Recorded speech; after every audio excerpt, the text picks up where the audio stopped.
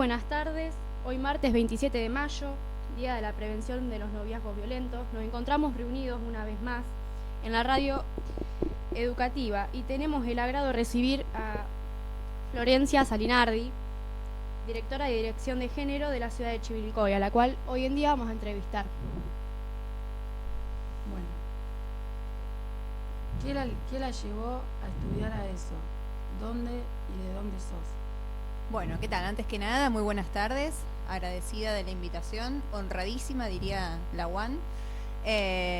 Poderles visitar, ya en otras oportunidades, con otros cursos hemos hecho este tipo de intervenciones. La verdad es la primera vez que vengo a compartir un espacio dentro de la radio, así que les agradezco nuevamente. Un poquito como acá la compañera decía, mi función en particular, si veo que nos vamos yendo de la pregunta, vos me volvés a recordar. Mi función, digamos, se fue dando con el camino al andar.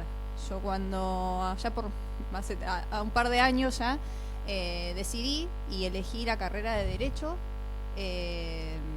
no pensaba nunca terminar haciendo la especialidad que hoy hago, ni tampoco tener el cargo que hoy tengo. Me recibí de abogada a los 21 años, muy chica, y comencé la tarea de procuración como cualquier otro abogado o abogada que recién inicia, y la vida me fue llevando nuevamente después de estar muchos años trabajando y viviendo en Buenos Aires. Regreso a Chivilcoy, yo soy de Chivilcoy, creo que era una de las preguntas que me hacían. Mi familia es de Chivilcoy, venimos de una familia de trabajo que reside y es muy conocido mi apellido por eso en la ciudad. Entonces vuelvo a Chivilcoy después de un par de años de estudiar y trabajar, como les contaba, y comienzo a desarrollar, entre otras actividades, proyectos en realidad basados en dentro del área de seguridad del municipio, ¿sí? Más específicamente comienzo a trabajar proyectos de prevención comunitaria dentro de la Secretaría de Seguridad del municipio. Por ese momento, le estoy hablando en el año 2013, no existía para nada las áreas de género, no se hablaban de la promoción o la prevención en temas de políticas de género, políticas transversales, ¿sí? No había un organismo, no había un área que se dedicara a esto. Entonces, ¿qué empezamos a gestar?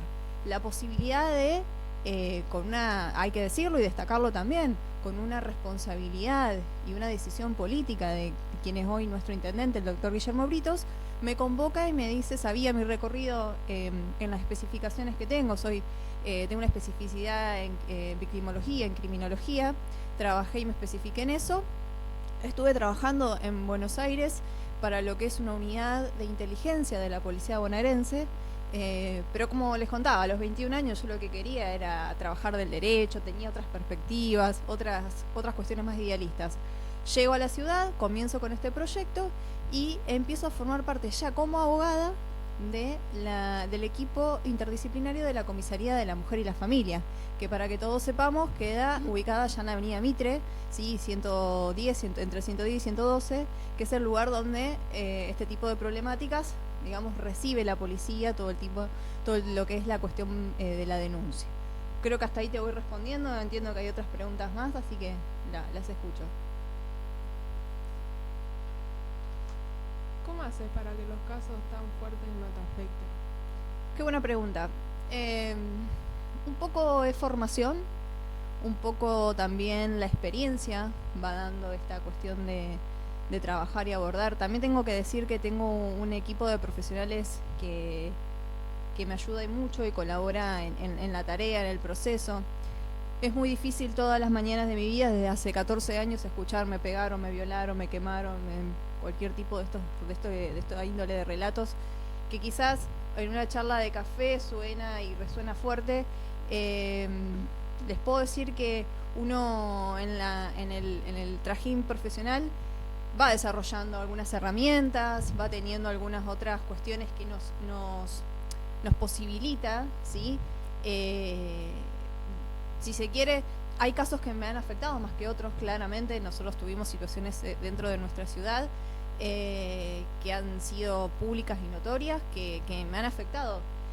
También tengo que decir que desde que soy madre tuve otra permeabilidad a la hora de desarrollar. No soy yo en mi trabajo, si bien veo situaciones de violencia, por cuestiones de género, pero veo mucha situación de violencia intrafamiliar. Y ahí muchas de las personas que están en ese contexto de violencia son niños, niñas o adolescentes, que es un poco el motivo que hoy me trae acá.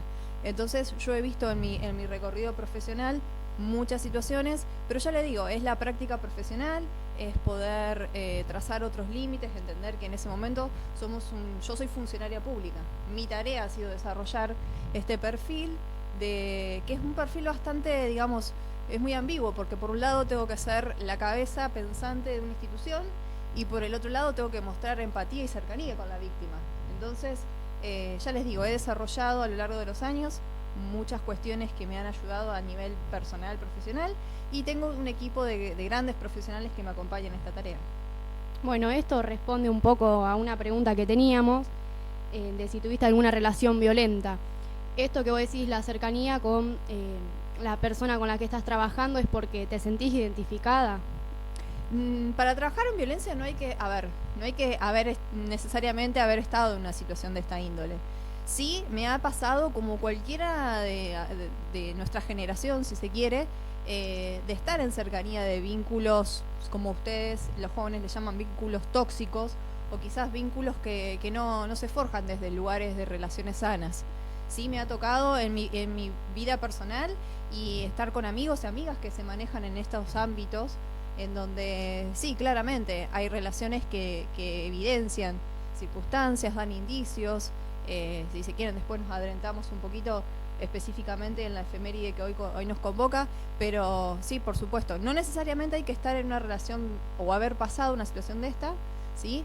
Es como un médico no necesariamente tuvo que haber transcurrido una enfermedad para saber curarla, sino forma parte de la formación y del estudio, de la especificidad que yo elegí. Tal cual.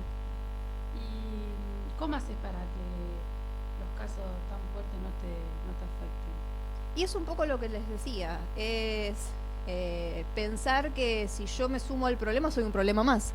En realidad mi tarea y mi función es poder destrabar. Yo como directora no tengo que perder el eje y orientar a los equipos, gestiono muchísimo. Mi teléfono explota todo el tiempo con la Dirección de Casos Críticos de la provincia, el Ministerio de Seguridad, el Ministerio de Mujeres dentro de la provincia de Buenos Aires, la Ayudantía Fiscal, el Juzgado de Paz Local, la Comisaría de la Mujer y la Familia, todo lo que es la gestión dentro del Ejecutivo Municipal, el entramado y el trazado de políticas públicas. Hoy lo que ustedes pueden llegar a visibilizar, los proyectos que hay detrás de la dirección. Nosotros tenemos, por ejemplo, dentro de la dirección, un proyecto que yo me tuve que sentar y cranear y pensar, porque en pandemia, ustedes recordarán, hace poquito tiempo, nosotros trabajamos con personas en situación de violencia. Nos estamos corriendo del contexto o el paradigma de decirle víctimas. ¿Por qué? Porque es revictimizante decirle víctima a una víctima. Tal cual, sí. Entonces, digamos, el nuevo paradigma es empezar a usar, para nosotros es una sigla en el expediente, que es PSV, que es persona en situación de violencia o persona en situación o contexto de violencia. Entonces veíamos que cuando nuestro trabajo se articulaba, muchas veces es difícil llegar, no es convocante la temática de la violencia, no es que yo voy a llenar un auditorio, ni cuando me convocan a mí de escuelas y demás, yo no celebro ese tipo de espacios, porque no me gusta tampoco caer como paracaidista y venir a dar una charla y que ustedes tengan hora libre. A mí me interesa que ustedes estén embebecidos en el tema, que haya un desarrollo, que haya una implicancia, que de verdad tengan este tipo de digamos, desarrollo de tareas. Y tenemos un proyecto muy interesante que les decía, se desarrolló en la pandemia, porque de repente, ustedes se acordaron, estábamos todos adentro. A las 6 de la tarde sonaba, les voy a hacer recordar y hacer un poquito de memoria, sonaba la sirena de los bomberos y nos teníamos que ir todos a casa. Sí. ¿Y qué me pasaba? Las personas en situación de violencia se tenían que aislar con sus propios agresores. Eso incrementó impresionantemente nuestras estadísticas de violencia. Y empecé con la necesidad de empezar a desarrollar y decir, ¿cómo pienso una política de cercanía con la comunidad que no afecte la dinámica familiar y que a la vez sea, digamos, útil? Nosotros dentro del municipio hacíamos la entrega de módulos alimentarios, o sea, había personas que estaban aisladas, que tenían COVID y que requerían medicación o alimentos. Entonces, con esta cuestión media encubierta de los alimentos, de los módulos alimentarios que entregábamos, teníamos la posibilidad a veces de poder conversar con este tipo de personas que nosotros ya sabíamos, teníamos casos que veníamos en seguimiento, entonces como que desarrollamos esa estrategia, si se quiere, para poder tener una conversación y saber qué estaba pasando dentro de ese hogar. Con esta cuestión, y esto era dentro del casco urbano de Chivilcoy, recordemos que nuestra ciudad, nuestro partido de Chivilcoy está compuesto por 10 localidades rurales, ¿sí? Donde viven vecinos y vecinas de nuestra ciudad, y que también me corresponde trabajar en el abordaje de las violencias dentro de todas esas localidades. Gorostiaga, Biaus, tenemos secundarias en Moquegua, tenemos un montón de comunidad dentro de las localidades rurales a donde la información directamente no llegaba. Entonces, ¿qué desarrollamos? Un programa que se llama Acercándonos, justamente llegar al que no llegaba en ese entonces. Lo implementamos como política pública. ¿Y qué hacemos desde la Dirección de Género? Los profesionales, de forma gratuita, por supuesto, déjame aclarar y decirle ya que estamos a la comunidad, la Dirección de Género de Chivilcoy se ubica en la calle Salta 110, en nuestra ciudad. Desarrollamos equipos y duplas de trabajo de profesionales y le dedicamos un mes a cada localidad. ¿Para qué? Para hacer timbreos, tareas de prevención y promoción, para ir a dar charlas y jornadas dentro de las escuelas, a la salita del CAPS que hay en el local, en el lugar, quizás algún destacamento policial, alguna cuestión. Imagínense, estamos hablando de comunidades, no sé si ustedes conocen alguna de nuestras ciudades, de nuestras localidades rurales que yo les menciono, pero son muy herméticas, ¿sí? Son muy cerradas, son familiares entre ellos, y ahí, chicas, les cuento algo. Muchas veces se comunican con llamadas de WhatsApp porque la señal no llega. ¿Cómo le explico yo a una persona víctima de violencia que tiene un perímetro de 200 metros donde hay solamente un camino real por donde se tiene que trasladar todo el pueblo? Claro. Entonces yo dije, bueno, hay que empezar a pensar formas de llegar. Por eso el llamado, y fue denominado este proyecto, Acercándonos. Vuelvo a repetir, todo esto se puede hacer y se puede gestar con un equipo de profesionales que elegí, que formé también, hay que decirlo. Yo ahora no, en este momento no, pero soy docente titular de cátedra de la materia de perspectiva de género, ¿sí? Y procedimiento e intervención policial dentro de conflictos familiares de la Escuela de Policía Juan Bucetich. ¿Qué significa esto? Yo formo a los nuevos cadetes y cadetas de la policía con formación dentro de perspectiva de género, que es tan importante. Ya te digo, fue formación profesional, fue experiencia, y tampoco es que soy hermética, ¿eh? Hay casos que me llegan más que otros, pero bueno, trato de ser lo más profesional que puedo. ¿Alguna vez recibiste una amenaza en algún caso? Lamentablemente sí. Para que conozcan un poquito la dirección, nuestros equipos, se dividen en dos. Por un lado tenemos el equipo de asistencia a personas en situación de violencia, que está destinado a las personas que lo sufren. El abordaje, tenemos psicólogas, abogadas, trabajadores sociales, acompañantes terapéuticos que trabajan en el abordaje de las violencias de quienes la padecen o la sufren. Y en paralelo, que este fue un proyecto de creación personal, en donde fue difícil después de muchos años poder entender que se tenían que destinar recursos del Estado para este tipo de problemática, desarrollamos el dispositivo de masculinidades para la igualdad. ¿Qué es? Es un equipo que trabaja con los varones que ejercen la violencia. ¿Por qué? ¿Qué me pasaba a mí como funcionaria? Yo seguía viendo, ¿sí?, los partes preventivos, las denuncias que me llegaban a mi oficina. Yo seguía viendo que los nombres de los agresores se seguían repitiendo con otras víctimas. Entonces, nos vimos en la necesidad imperiosa de evaluar algún tipo de criterio, de destinar profesionales y un tipo de... sin justificar en absoluto, ¿sí?, las conductas, porque por eso están denunciados, y hay un oficio y hay una regulación judicial que los ordena, sin justificar en absoluto la conducta violenta que han tenido, durante esos 90 días del famoso perímetro, que quizás es algo que a ustedes les resuena y si no se los explico, ¿qué hacemos? Nosotros amortiguamos, entre comillas, esta cuestión del agresor que es excluido de su vivienda por la práctica de la violencia. ¿Qué pasa con cómo veo a mis hijos? ¿Cómo continúo el vínculo con el resto de mi familia? Me sacaron de mi casa, hay una medida cautelar. Si yo voy a un supermercado y ella llega, ¿quién se tiene que ir? ¿Yo? ¿Ella? Hay un montón de preguntas que surgen y que veíamos la necesidad de poder trabajar en esta cuestión de estos varones usuarios, ¿sí? Yo no suelo llamarlos violentos tampoco. ¿Por qué? Porque yo siento y tengo la necesidad de correrlos de ese lugar, ¿sí?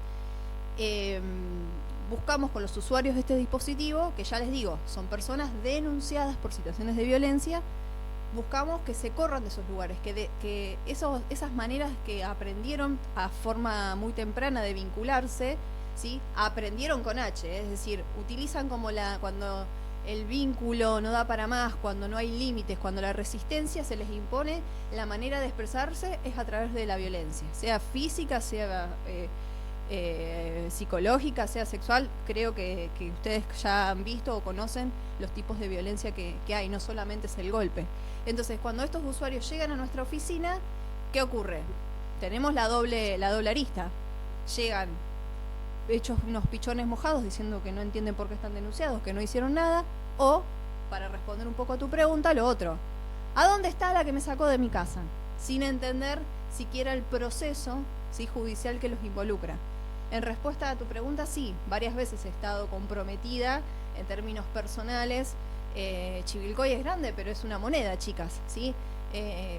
Me han dicho, sé a qué colegio llevas a tu hija, o me han dicho, mira que conozco a tal de tu familia, en modos de, digamos, de amedrentamiento. Por supuesto que nosotros tenemos un recaudo de trabajo. Los días que trabajamos con masculinidades, tenemos el personal de guardia urbana trabajando dentro de nuestra oficina, por una cuestión de que también hay que cuidar al personal. Nosotros nos autocuidamos, encontrándonos muchas veces en situaciones muy violentas, donde la misma persona que la ejerce o quien la recibe, ojo también, quien la recibe, es violento en su discurso, ¿sí? ¿Cómo te plantás ante estas amenazas? No llegaron a ser amenazas. Si es amenaza, directamente yo tengo el recurso legal de poder hacer la denuncia, ¿sí? Poder pedir medidas de protección a mi favor. Sí son tonos hostigantes o intimidantes. Mi equipo muchas veces me dice, anda Flor, anda vos porque esto yo a este no lo quiero atender, o ya hay cuestiones que ya los conocemos. Por ejemplo, nosotros hace muchos años conveniamos el programa de dispositivos duales electrónicos, que es un antes y un después en materia de prevención de situaciones de violencia. La mayoría de la comunidad no lo sabe, ustedes que son más chicos menos. Es un dispositivo que antes, para una denuncia, a la mujer que era víctima hacía la denuncia y se le entregaba un botón antipánico, ¿sí? Que es un dispositivo que tiene un botón que al momento de presionar automáticamente hace una alerta en el centro de monitoreo local nuestro y se desplaza el móvil a donde está el botón. ¿Qué necesitábamos? Que la mujer presione el botón, que se haya llevado consigo el dispositivo, que no se lo haya olvidado. Y siempre había una cuestión de tener que la carga nuevamente se encontraba en la víctima, ¿sí? Teníamos que, de alguna manera, necesitábamos que ella fuera la que presionara ese botón, la que tuviera la voluntad. Y en ese momento ustedes dirán, ay, pero si denunció es fácil apretar un botón para que venga la policía. Hay un montón de cosas, chicas, que juegan. Nuestros hijos, la cuota alimentaria, el día después, los sentimientos entrecruzados. No olvidemos que hablamos de personas y emociones, ¿sí? Mi trabajo, el límite, es el límite subjetivo de una persona adulta.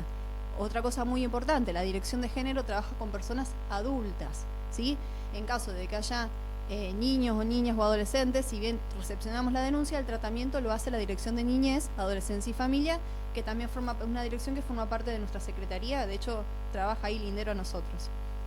La realidad es que muchas veces en estos días de usuarios del dispositivo de varones, han venido varones con estas situaciones hostigantes o amenazantes, ¿sí? Tanto a mí como a mi personal.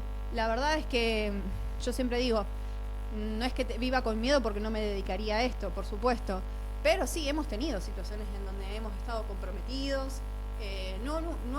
Nunca llegamos a comprometer nuestra integridad física ni nuestra seguridad, pero sí, si me preguntan momentos tensos, casi todo el tiempo pasan en la oficina. La gente llega enojada a mi oficina, no es que llega porque le gusta, llega con un oficio judicial, un comparendo, así se llama dentro del proceso, que el juez los obliga a ir a esto, no es que vienen por gusto. Encima, ya con la denuncia, insisto, sin justificar absolutamente ningún tipo de conducta. Pero imagínense que no es algo grato que ellos vienen a la oficina a ver por qué están ahí. Ellos saben por qué vienen y por qué fueron convocados. ¿Y cómo nos damos cuenta cuando estamos en una relación violenta? Mira, creo que la pregunta tiene muchas formas de responderse. Un poco el inicio surge con esto de poder ubicar qué es la violencia. Creo que hay una pregunta previa para poder entender si estamos en una situación de violencia y mucho más si hay una advertencia de un riesgo. Cuando yo comencé con esta tarea, ya les digo, mi función es muy técnica, ¿sí? Mi trabajo es firmar informes, liberar oficios, formo parte fundamental dentro de lo que es el expediente. Entonces, yo me preguntaba de qué manera cada vez los casos se seguían reiterando en nuestras estadísticas para que tengan un poco, para poner y magnificar un poco. Chivilcoy hoy cuenta con una estadística entre 100 y 110 denuncias mensuales, ¿sí? Es una estadística altísima. Piensen que las medidas cautelares son por 90 días, es decir, 3 meses. Si yo empiezo la cuenta el 1 de enero, tengo 110 denuncias. Para nosotros se nos duplica porque yo los trabajo en doble arista, ¿sí? Los trabajo con víctimas y los trabajo con victimarios, ¿sí? Agresores o usuarios del dispositivo de masculinidades y personas en situación de violencia. Yo para el cierre de enero ya tengo como mínimo 220 situaciones denunciadas, más las cuestiones espontáneas que llegan por asesoramiento, por dudas. Recordemos, y esto también es importante, en Chivilcoy, como en un montón de lugares de la provincia, tenemos temporadas altas de situaciones de violencia. ¿Saben por qué? ¿O saben cuándo es? Comienza, por lo general, finales de noviembre, principios de diciembre, y se termina aproximadamente fines de marzo. ¿Por qué? Porque es la temporada donde empieza el calor, la nocturnidad, se incrementa por el calor el consumo de alcohol, de otras sustancias, se termina el ciclo escolar. Entonces, ¿qué pasa? Se presta más para la noche, hay horarios desfasados, ya no es más el horario de invierno que todos nos vamos adentro temprano, ya hay otro estiramiento del planteo del día en general. Las fiestas, chicas, las fiestas que son muchas veces, yo alguna vez y siempre he procurado y he trabajado, digo, ojalá le saquemos ese nombre. Si es una festividad, cuando estamos celebrando, conmemorando algo. Para que ustedes entiendan, nuestro teléfono de línea de guardia, los 24, 25, 30, 31 y primero son los días que más trabajamos. ¿Por qué? Porque hay conflictos familiares, las vacaciones, los regímenes de comunicación, cuando hay padres separados y los niños a veces quedan en el medio entre el conflicto de adultos, ¿sí? Empieza esta cuestión de con quién pasa Navidad, con quién pasa Año Nuevo. Hay un montón de situaciones que terminan siendo que nos plantean una temporada alta de denuncia. En marzo, cuando empieza a regularizarse, digamos, el ciclo, baja. Un poco respondiendo a tu pregunta, en ese sentido nosotros lo que podemos llegar a gestar y a pensarnos es, con este tipo de estadísticas, yo siempre me imaginé de qué manera podía ser algo preventivo, una tarea preventiva. Es decir, no incrementar más estadística, que si ustedes me preguntan a nivel personal, yo las denuncias las celebro. ¿Por qué? Porque que no esté denunciado no significa que no esté sucediendo. Tal cual. A mí la denuncia es la llave que me abre la puerta a poder trabajar ese caso. Si no sé qué ocurre, no puedo intervenir. Este porcentaje que vos decías en la pregunta anterior que me llamó la atención, el tema de la pandemia, ¿subió el porcentaje? Muchísimo. Muchísimo, porque nos aislaron. Nos encerraron por una cuestión de salud que todos conocemos, pero nos obligaron a estar dentro de nuestras viviendas, sin importar ese recorte que pasaba internamente. Ustedes se acordarán, eran que faltaban 15 días para que faltaran 15 días de 15 días más, y así nos tuvieron un año en pleno aislamiento. Esto incrementó muchísimo las estadísticas y las situaciones de violencia doméstica, porque los chicos no iban a la escuela, entonces no teníamos esa ventana a los hogares que sabíamos que los chicos en la escuela son un termómetro, por eso es tan importante tener la ESI implementada, por eso es tan importante tener docentes capacitados, capacitadas, empáticos, en donde ustedes, ¿sí?, puedan encontrar al ojo y poder contar, che, en mi casa está pasando esto. Me parece importante que yo no sé si es una situación de gravedad, o entre mis viejos, entre esto, entre mi hermano, veo que con la novia tal cosa. Ya respondo igual la pregunta, sé que me estoy yendo para otro lado, pero es todo importante esto, está bueno que lo podamos tengamos presente. Entonces, me parece sumamente interesante. No teníamos nuestras escuelas abiertas, ya les digo, era muy difícil la cercanía con la familia, y encontramos estas formas diferentes de llegar nosotros a los lugares donde la gente estaba aislada. También fue un problema del derrotero de poder pensarme en cómo plantear una situación de violencia. Siempre las escuelas, las unidades de salud, los proyectos institucionales, ¿sí?, siempre nos hablan la posibilidad de pensarnos y decir, bueno, ¿cómo llevamos esta información y cómo la planteamos dentro de un hogar? ¿Cómo le explicamos a... ¿Ustedes más o menos qué edad tienen? ¿16? Yo tengo 18. 18, May. 16, sí. Bien, perfecto. ¿Cómo le planteo a alguien de 16, 17 o 18 años que ya empieza a vincularse con otras personas de su edad? ¿Cuáles son los límites de lo bueno y de lo malo? ¿De lo tóxico o lo no tóxico? ¿De lo violento o lo no violento?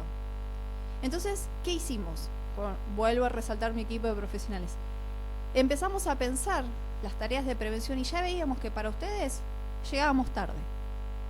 ¿Por qué? Porque mis estadísticas me hablan de que ustedes ya llegan con denuncias. Es decir, yo estoy llegando tarde como Estado a introducirles a ustedes en la información. La información se logra, se accede, hoy tenemos redes sociales, tenemos un montón de lugares y portales, y tenemos órganos y estamentos que están destinados a la prevención de este tipo de situaciones, pero que muchas veces falla la comunicación, ¿sí? Seamos realistas, nosotros en un TikTok de 15 segundos podemos acceder a lo que está pasando en este momento en Rusia. Pero no sabemos lo que le pasa a la vecina, a la amiga, a la compañera que viene conmigo al recreo. Entonces digo, pensamos y empezamos a generar proyectos de prevención, ciberbullying, ciberacoso, acoso escolar para la primaria. Y también diseñamos unos cuentos de buenos modos que empezamos a... Y ustedes les voy a decir algo muy, muy simpático, pero que van a ver reflejado lo que quisimos. Empezamos en la salita de 5 de preescolar, ¿sí?, de jardín. Empezamos a fomentar unos cuentos de buenas prácticas, ¿sí? Todo versaba en un personaje, era un monito muy simpático, ¿qué enseñaba? A que si papá estaba mirando el partido y mamá pasaba por adelante, ese grito de papá, correte, que no... Había una cuestión de que este monito, ¿sí?, que este monito interpelaba y buscábamos que los niños se vieran identificados, pusiera este freno de que esto no estaba, no normalicemos, no naturalicemos ese modo de comunicación dentro de casa.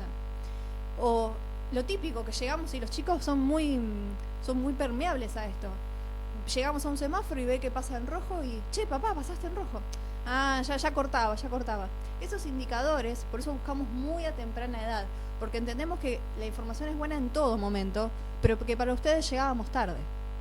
Ustedes desde que empiezan a salir, desde que se empiezan a vincular, escuela, clubes, barrios, plaza, cuando empiezan a tener sus primeros vínculos sociales fuera de la órbita de la mirada de sus padres, ¿qué pasa? Empezamos a tener, y más aún con, que no vengo a contar ni a descubrir ningún tipo de fórmula mágica. Todos y todas sabemos cómo es la calle, ¿sí? Sabemos las circunstancias de consumo problemático que hay. No es menor ni mucho menos descartar y desestimar las cuestiones de salud mental que no están siendo abordadas en nuestra juventud, ¿sí? Que entendemos que son chicos problemáticos o chicas con vidas difíciles, y hasta ahí llegamos y no le ponemos palabra, no le ponemos borde, no lo socializamos como tal. Entonces, voy a intentar, si se quiere, responder tu pregunta. Hay que identificar principios rectores de qué es la violencia. Hay que entender a la violencia como modos, ¿sí?, que en principio para nada están bien. Modos de relacionarnos, modos de expresarnos, modos de vincularnos en sociedad, ¿sí? Ni siquiera estoy hablando de una relación. Primariamente hay que detectar situaciones. Hoy llegamos a una esquina, estiramos una frenada y lo que primero recibimos es una puteada, o que se quieren bajar a pegar o agredirse. Eso es una situación de violencia. Si lo traspolamos y lo llevamos a casa, podemos encontrar 500 ejemplos dentro de nuestros hogares, de nuestros vínculos entre padres, entre madres, entre hermanos, entre compañeros de la escuela, del club, del barrio. Y específicamente la fecha que hoy nos convoca, que no sé si en algún momento lo van a decir, si no me dicen y yo puedo hablar de la fecha específicamente y por qué hoy estoy acá. No les quiero pisar la rutina. La realidad es que dentro de los vínculos de noviazgos, ¿sí? Y esto yo sé que yo soy grande y estoy mal envasada, pero todavía tengo cuestiones de... Estoy creando una cuasi adolescente y estoy bastante interiorizada en todos los términos y los vocablos que utilizan ustedes. Es medio random, ¿no? Y para ustedes decir novios, como que no se ponen de novio, están 2 o 3 años, no, pero salimos. Como que este título de novio está como distinto, no sé en qué momento alguien, si es que se hacen esa pregunta del ¿querés ser mi novio, querés ser mi novia? Millones de situaciones nos pasan en donde llegan, pero no somos novios, ¿qué somos? Salimos. Pero ¿tienen exclusividad? ¿Es una pareja abierta? ¿Cómo manejan eso? No, estamos juntos, pero no somos novios. Claro. Ok, bueno, vamos a corrernos, si se quiere, de lo abarcativo de la palabra noviazgo. Nos vamos a versar en relaciones, ¿sí? Violentas. Porque ahí abrimos el abanico y entra todo. Entra el vínculo con nuestros padres, con nuestros hermanos, con nuestros vecinos, con nuestros compañeros en el cole, con nuestros docentes, en donde todo el tiempo nos hemos acostumbrado y buscamos como forma natural esto de hablarnos y el golpe, la mano, el que incluso detectar esas cuestiones que son básicas. Quizás en el momento no nos damos cuenta porque es una forma naturalizada de expresarnos, pero que entre nosotros estamos viendo. El termómetro social dentro de las escuelas nos habla de esto, de esta dificultad de diálogo entre ustedes. Dentro de una relación de pareja, si se quiere, o de noviazgo, o esa nebulosa que ustedes suelen estar, en donde están juntos, tienen una relación, si se quiere, sexual emotiva, vamos a ponerle ese nombre, si no quieren utilizar la palabra noviazgo, que hay muchos indicadores, ¿sí? Por lo general se busca romantizar el celo, la protección desmedida, el control excesivo, en donde con quién te juntás y qué haces, y a mí este grupo no me gusta, y esta compañera o amiga tuya me cae mal por tal cosa, y con quiénes sales, y dónde hacen la previa, porque en esa previa está el amigo de tal, que era el que salía con tal, y a mí la verdad que no me gusta, no vas a ir. Empezamos como a corrernos, ¿no?, de estos límites, en donde perdemos la individualidad, nos volvemos uno. ¿Nunca escucharon ese término romantizado de es mi media naranja? ¿Lo escucharon? Sí. Y analícenlo. Mi media naranja es complementarse con alguien más, como que no funciono siendo una media. Necesito un alguien más, y hablo de vínculos todos, heterosexuales, homosexuales, abro el abanico a todo tipo de relaciones, en donde necesito complementarme con alguien más, porque si no, como que me falta algo, como que no soy sino, como que me falta la concepción de estoy con alguien. Me siento cool porque no sé, ya ahora cada vez las estadísticas son diferentes, pero entre los 13 y los 14, 15, voy a la plaza con alguien y ese alguien está conmigo. Y está bueno porque lo presumo en redes sociales, porque me sigue, porque el TikTok tal cosa, porque hice un challenge y me fijé y tengo tantas vistas o seguidores o likes, y es cool estar en esa. Entonces digo, estos límites de implicancia en las relaciones sexoafectivas, en las relaciones emocionales, en donde vi grupos peleándose porque se involucran entre ustedes y después las cosas no salen bien y se tienen que seguir viendo en el ámbito escolar y se cambian de escuelas porque no funcionan y porque hay un montón de un entramado que es más social y colectivo. Signos de advertencia, si se quiere, no sé si te puedo responder, sí te puedo decir qué no o qué debería llamarte la atención de una relación de esta índole. Los celos, ¿sí? Ningún celo es bueno, chicas, ni el mínimo. No es porque me quiere, porque me cuida, porque le parece, porque me dio una sugerencia de la ropa, porque ningún celo es bueno. Ni el extra, en el donde me veo inmiscuida en pero él es así, pero él en realidad me quiere, porque él la busca Él y ella, Ojo, yo hablo en términos igualitarios porque ya le digo, las cosas cambiaron y tenemos un montón de situaciones en donde necesitamos hablar con perspectiva de igualdad. Ningún tipo de celo es bueno. El control, esto de compartir contraseñas, los grupos ensimismados, ¿sí? En donde salgo con este, pero es el grupo de este, pero a la vez me junté con ellos y ellos me juntaron con este otro. Estos grupos de salida, de pertenencia.